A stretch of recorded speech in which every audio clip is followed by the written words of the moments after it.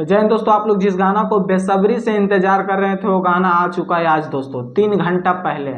अभी फाइनली दोस्तों 5 घंटा हुआ है, लेकिन मैं 3 घंटा पहले का स्क्रीनशॉट लिया हूं दोस्तों और वीडियो बना रहा हूं थोड़ा लेट से दोस्तों। और इतना तगड़ा गाना है दोस्तों, इतना तगड़ा गाना है कि मैं बता नहीं सकता हूँ दोस्तों। ये 80 फिल्म्स पे आया दोस्तों। सॉन्ग का टाइटल है कलकतिया राजा, जो कि पावर स्टार पवन सिंह जी गाए हैं दोस्तों। बहुत तगड़ा गाना है दोस्तों, लेवल का गाना है। मात्र 3 घंटा में 3,46,000 से ज़्यादा व्यूज क्रॉस कर लिया दोस्तों। और ये गाना लगता है दोस्तों कि बहुत जल्दी ट्रेंड करने वाला है।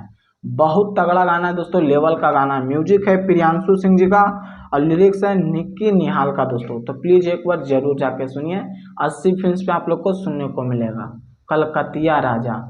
और जो अभी तक चैनल को सब्सक्राइब नहीं किए तो प्लीज़ एक बार जरूर सब्सक्राइब कीजिए, वीडियो को लाइक कीजिए, ज़्यादा से ज़्यादा शेयर कीजिए और कमेंट्स में अपना राय जरूर दीजिएगा। बाकी फिर मिलते हैं अगले वीडियो में।